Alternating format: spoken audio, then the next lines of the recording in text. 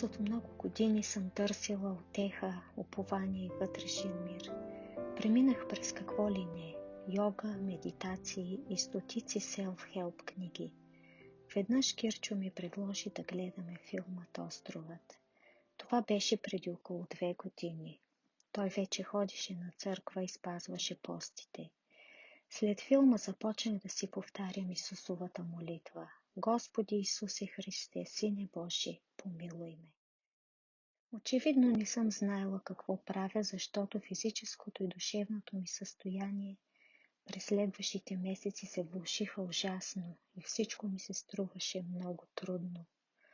През лятото едва успяхме да стигнем до България и да прекараме 10 дни с близките си.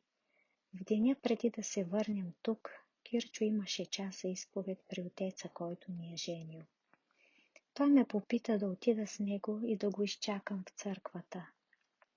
Седнах пред иконата на Свети Пантелеймон и мислено се помолих: Господи, дай ми сили да живея. След малко Кирчо дойде и каза: Отчето те чака. Аз много се стреснах и като се обърнах, наистина го видях да стои на вратата. И така, това беше първата ми изповед, може би най-страшното нещо, което съм правила. Сърцето ми щеше да се пръсне. Отчето каза да дойда на другия ден и да се причастя, буквално преди полета ни обратно.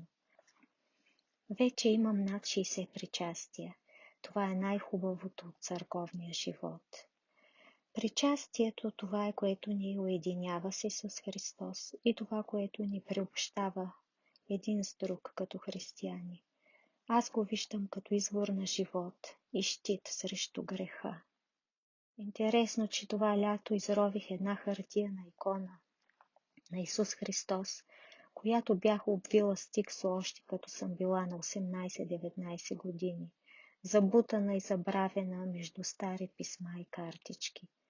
Нямам представа как е оцеляла през всичките местения и години. Колкото до Исусовата молитва, с нея заспивам и с нея се събуждам.